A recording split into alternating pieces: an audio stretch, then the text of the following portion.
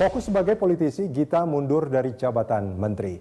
Terjadi kontroversi karena mundurnya Gita terjadi saat kementerian tersangkut kasus beras ilegal. Mengapa? Ini menjadi pilihan Gita. Saya akan berbincang dengan mantan Menteri Perdagangan yang juga peserta konvensi Capres Demokrat, Gita Wirjawan.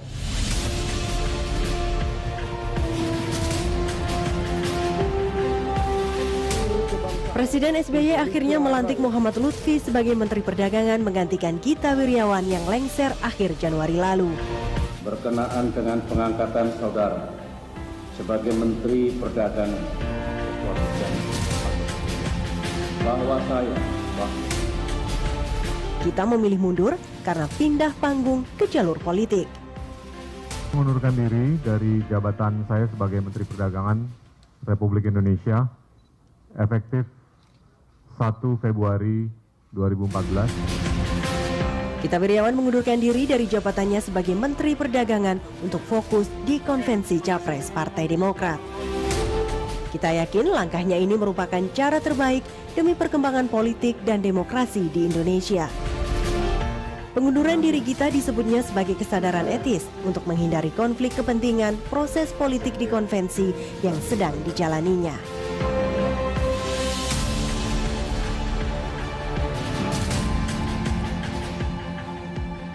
Ya, saat ini saya sudah bersama dengan Gita Wirjawan. Pak Gita, ini kalau kita bicara soal mundurnya Pak Gita dari jabatan Menteri Perdagangan, ini sebetulnya Anda mengatakan sudah 3 kali sebetulnya mengajukan. Ya. Kapan pertama kali ini sebetulnya? Mungkin sekitar pertengahan tahun lalu. Yang kedua sekitar... Mendekati konvensi ya? Mendekati konvensi, dan yang kedua akhir Oktober, awal November. Terus yang ketiga sekitar 1,5 minggu yang lalu. Alasannya apa waktu itu Pak? Saya waktu diminta untuk ikut dalam konvensi, saya sudah merasa bahwa saya harus fokus di konvensi dan nggak bisa saya kalau karena itu akan sangat memakan waktu dan perhatian.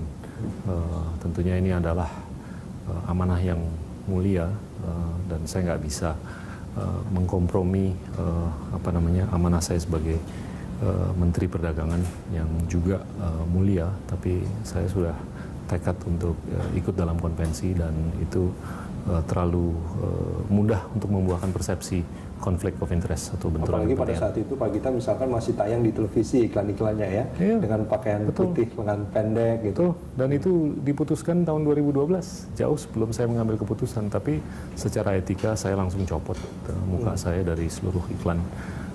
Walaupun iklan itu adalah untuk mempromosikan produk dalam negeri, walaupun itu menghemat Kemendak karena kita tidak menggunakan model dan segalanya. Jadi dibayar murah dong menterinya, atau tidak dibayar sama sekali? Tidak dibayar sama sekali. Apa jawaban Presiden pada saat itu Pak? Pada yang pertama dan kedua? Tentunya belum diperkenankan, tapi alhamdulillah 1,5 minggu yang lalu diperkenankan. Untuk bisa ikut dalam konvensi. Bukankah itu menjadi aneh kalau misalkan tidak diperkenankan di awal, terus pada di akhir ketiga baru diperkenankan? Artinya ya, yang nggak perlu dibikin aneh bisa dibikin aneh kan. Tapi saya sih menghormati pandangan dan keputusan beliau, ya, kapanpun. Ya. Di samping masalah waktu kemunduran, ini juga kementerian tiba-tiba kok tepat banget tersangkut kasus beras ilegal. Nah, bukankah mestinya seorang menteri harusnya berada di sana pada saat itu? Sebelum masalah beras, masalah kedelai, sebelum itu masalah daging sapi, bawang putih dan segalanya, dan selalu terbukti kan bahwa itu politisasi yang berlebihan di luar batas proporsi. Dan setelah saya mengumumkan pengunduran diri saya, ya kita melakukan investigasi terhadap klaim oleh Billy. Billy ini seorang pedagang yang mengeluh bahwa telah terjadi banjir beras medium, klaimnya dia. Tapi setelah dicek di 3 institusi, Sukovindo, laboratorium kita di Ciracas, dan laboratorium pihak 3, terbukti semuanya beras premium, bukan beras medium, dan itu membuktikan klaimnya salah. Itu yang simple, dan Kementerian Perdagangan siapapun pemimpinnya itu bisa membuktikan hal-hal seperti itu. Ya, waktunya kan sebetulnya konvensi tinggal sedikit lagi, Pak Menteri. Kenapa ini tidak diselesaikan dengan Pak Gita? Saya tetap merasa bahwa untuk menuntaskan tugas saya dalam konvensi itu akan memakan waktu. dan itu tidak adil untuk siapapun. Apalagi kalau tanggung jawab sebagai Menteri Perdagangan itu begitu besarnya. Ya. Ya, sebetulnya bukan hanya jabatan Menteri Perdagangan, jabatan menteri lain pun sebetulnya tanggung jawabnya besar. Ya. Nah, ini menteri-menteri lain masih tetap menjabat sebagai menteri karena melihat bahwa tugas sebagai menteri mungkin masih bisa disambi dengan sebagai peserta konferensi. Ya, saya pandangannya agak beda, ya, karena itu sangat bisa berbentur. Ada hal lain sebetulnya yang ingin disampaikan oleh mereka yang ingin menyampaikan bahwa mestinya Anda harus menyelesaikan tugas sebagai seorang menteri? Saya rasa itu hak mereka, tapi saya menghormati keputusan mereka untuk tetap stay sebagai menteri. Kalau saya sih pandangannya beda, bahwa ini merupakan hal yang bisa berbentur dari sisi kepentingan. Ya. Kalau kita melihat kan sebetulnya dari hasil survei juga posisi Pak Gita ini belum begitu memuaskan gitu dibandingkan peserta konvensi lain gitu. Ya, nah, tergantung versi yang mana. Tapi kita melihat beberapa versi. Versi yang mana ini yang meletakkan Pak Gita pada posisi yang terbaik? Ada versi kita sendiri yang agak beda dengan apapun yang sudah ditampilkan di domain publik. Perbedaannya signifikan, artinya Pak Gita berada saya rasa di posisi cukup memberikan saya keyakinan. Kita bicara sedikit soal isu beras itu. Ini kan ada keluhan yang disampaikan pada saat kunjungan, kalau nggak salah Pak Menko ya? Pak Menko bersama wamen saya ke Cipinang. Ya, itu ada keluhan dari seorang pedagang namanya Billy. Ya. Silakan diwawancara kalau perlu. Yang lucunya kita nggak dengar suaranya dia lagi setelah temuan dari laboratorium bahwa itu adalah beras premium. Sebetulnya beras premium. Fakta itu beras premium. Klaimnya dia itu beras medium. Ya. Kenapa sampai dinyatakan bahwa ini beras medium? Apakah karena harganya yang lebih murah atau saya nggak tahu. Tidak bisa Tanya Billy. Oke, apa namanya, ini disebut bahwa ini sebetulnya beras premium. Kalau beras premium sebetulnya itu memang domain Kementerian Perdagangan untuk memberikan. Kita mengeluarkan izin impor itu berdasarkan rekomendasi teknis dari Kementerian Pertanian. Tentunya big picture-nya kan kita produksi 40 juta ton tahun lalu. Kebutuhan nasional cuma 35 jutaan. Jadi surplus, tapi ada tipe-tipe tertentu.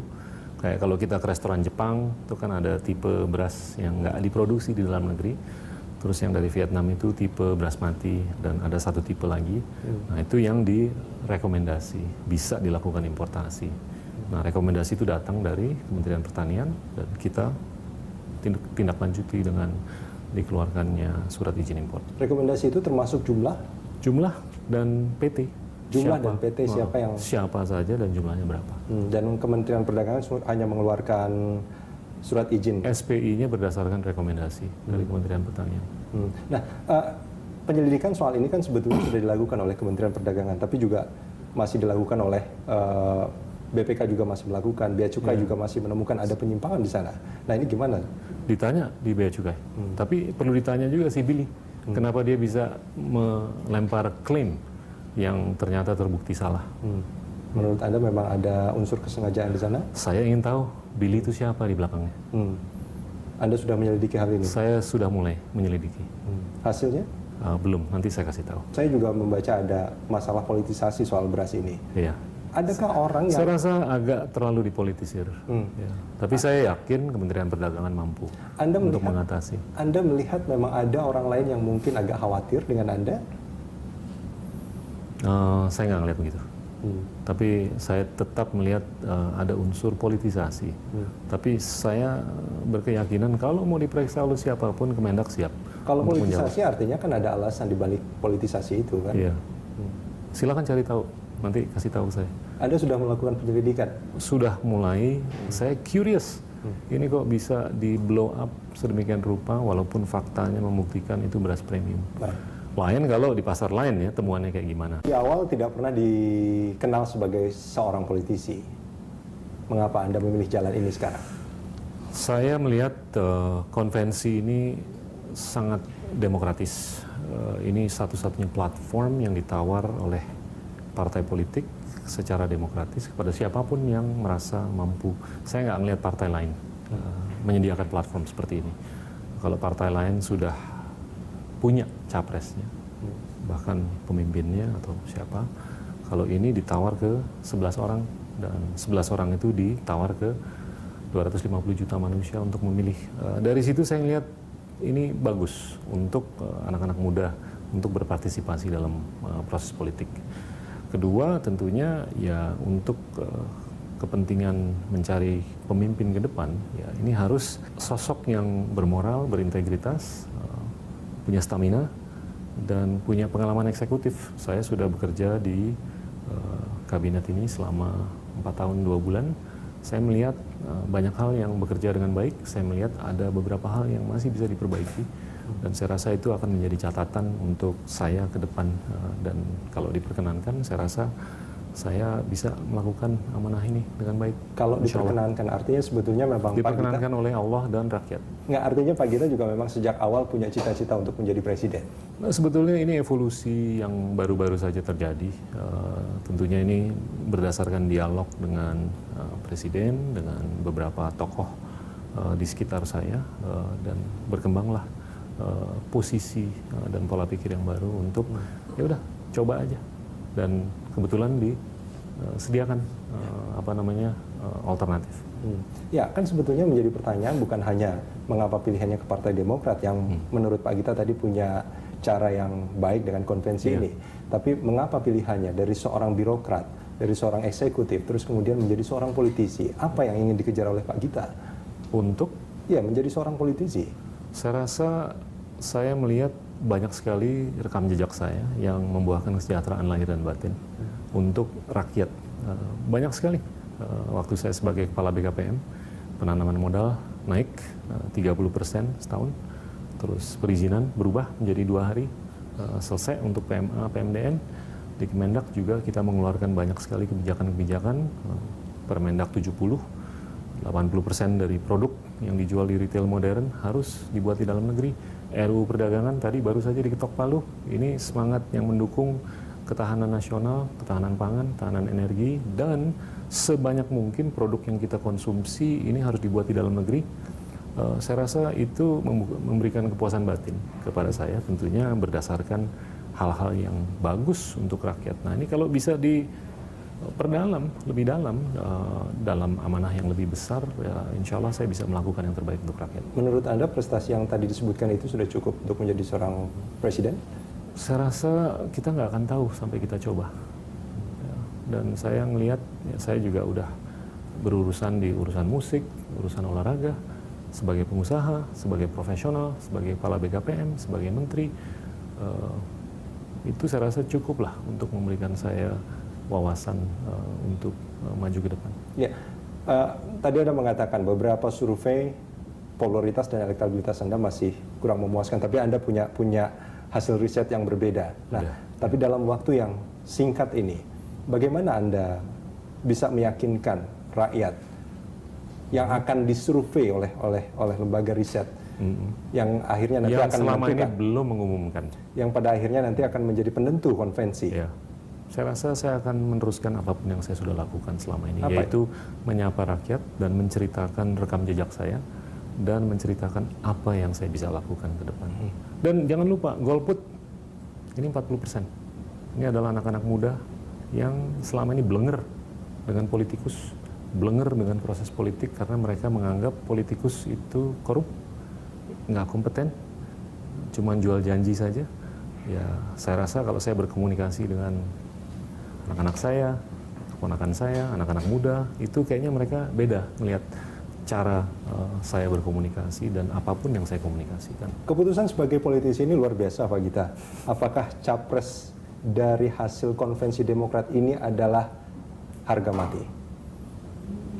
Nanti akhir April kita tentukan.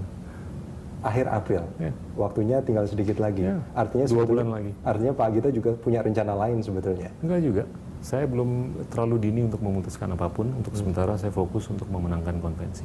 Baik, Pak Gita. Terima kasih banyak sudah bersama kami di Bidang Politik. Thank you.